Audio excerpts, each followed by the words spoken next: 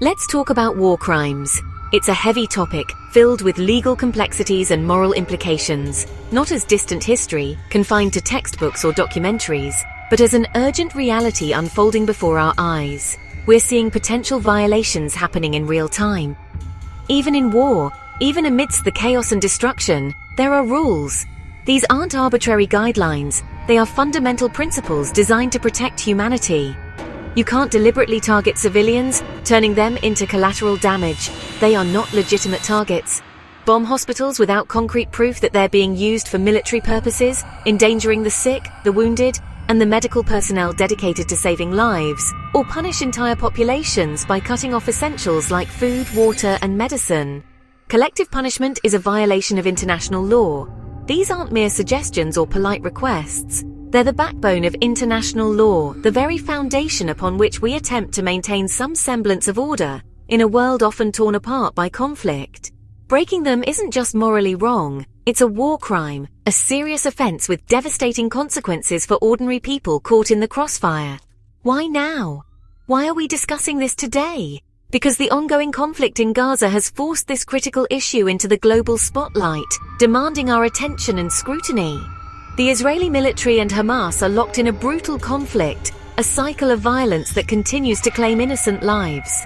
And respected organizations like the UN and Amnesty International are raising the alarm, expressing serious concerns about potential violations of international law.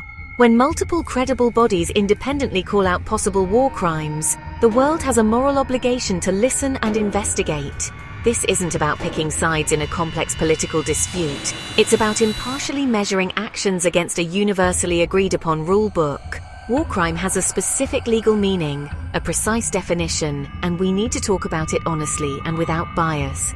If we can't agree on the basic rules of war, if we abandon the principles of humanity even in conflict, we lose a piece of our shared humanity. So let's break down what's happening on the ground in Gaza and why these rules, these laws, matter more than ever in this increasingly volatile and dangerous world.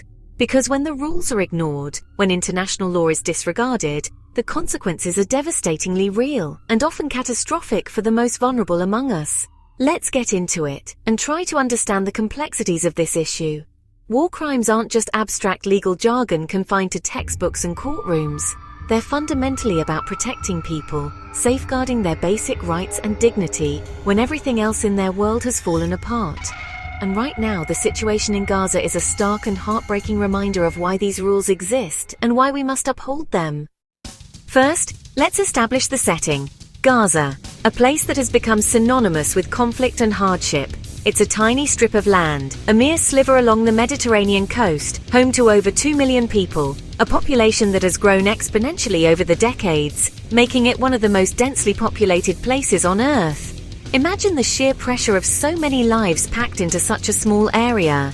For years, Gaza has been under a strict blockade, a situation that has profoundly impacted every aspect of life there. Imposed by Israel and Egypt, this blockade has turned daily life into a constant struggle for basic necessities.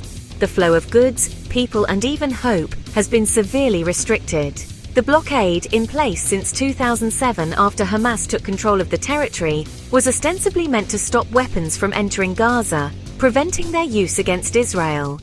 But the reality is that it has devastated Gaza's economy, crippled its healthcare system, and left its people in a state of perpetual crisis. The UN had warned that Gaza was becoming unlivable even before the latest conflict erupted, highlighting the dire conditions and the looming humanitarian catastrophe. The current crisis, which has captured the world's attention, began on October 7, 2023, when Hamas launched a brutal and unprecedented attack on Israel, breaching the border and striking communities. This attack resulted in the killing of over 1,000 civilians and the taking of numerous hostages. Actions that constitute a clear violation of international law and a war crime. Israel responded with overwhelming military force, launching a large-scale operation in Gaza. The stated aims of this operation are to dismantle Hamas's infrastructure and rescue the hostages taken during the initial attack. But the scale and the methods employed in this response have raised serious concerns and have triggered a global debate about potential war crimes and the proportionality of the actions taken.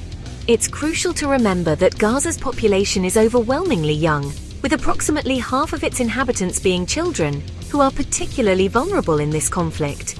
Tragically, these children, along with the rest of the civilian population, have virtually nowhere to escape the violence. Evacuation orders, often issued with little notice, frequently send people from one dangerous area to another, offering no real safety. In reality, there's no truly safe place within Gaza. Everywhere has become a war zone, a place of constant fear and uncertainty. This is the essential context for understanding the allegations of war crimes. A civilian population that is trapped and unable to flee, subjected to relentless bombardment from the air and the ground, and facing a pre-existing humanitarian crisis that has now been exacerbated beyond comprehension. Understanding this complex and tragic backdrop is absolutely key to understanding the gravity of the accusations being made.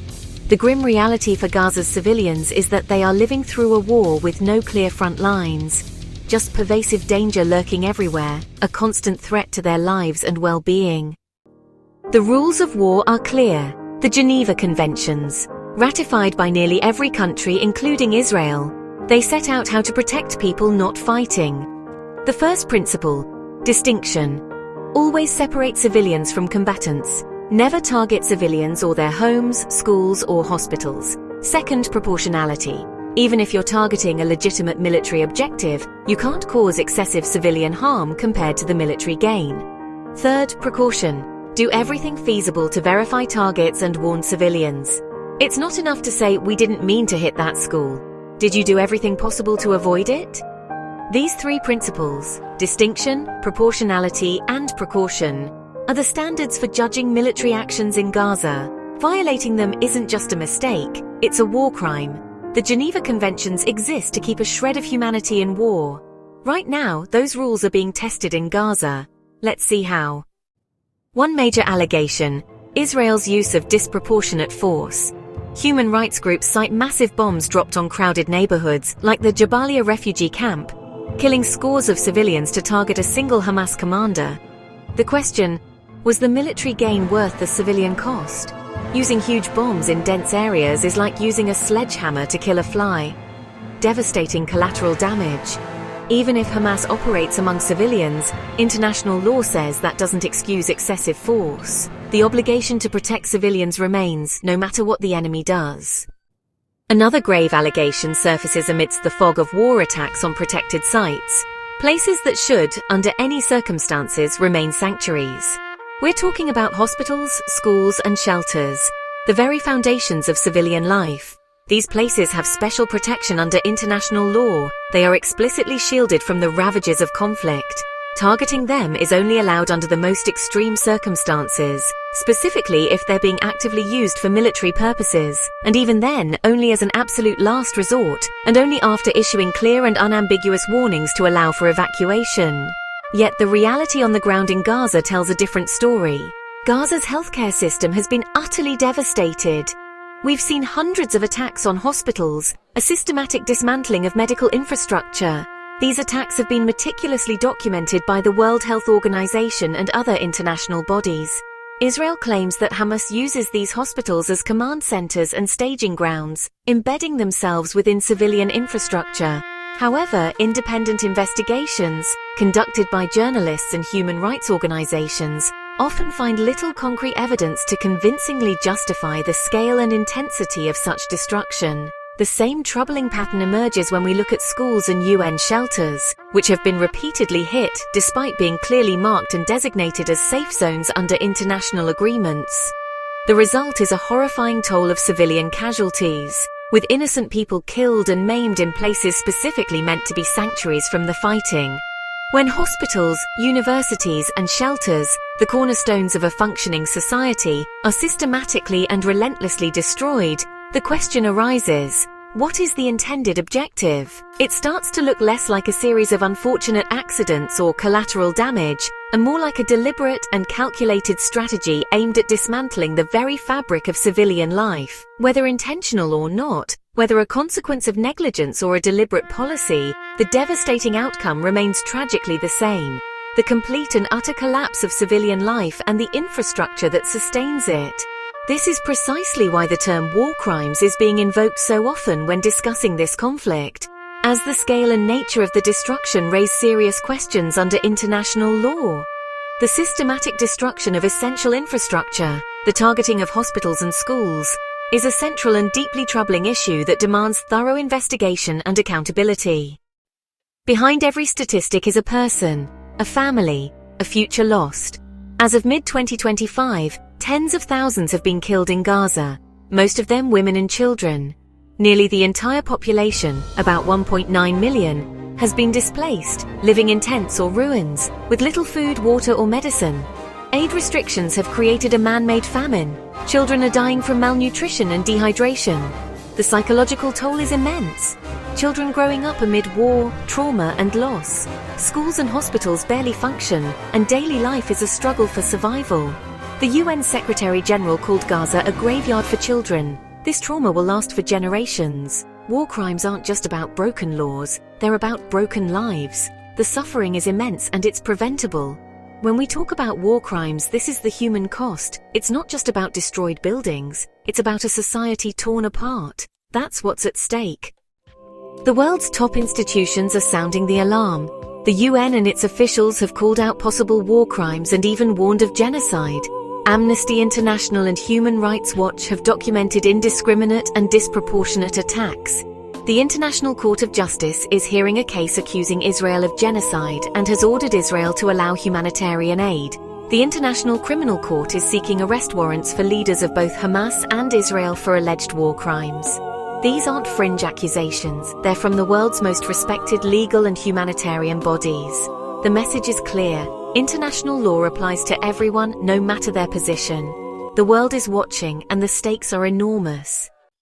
Israel defends its actions as self-defense, aiming to dismantle Hamas and rescue hostages after the October 7th attack.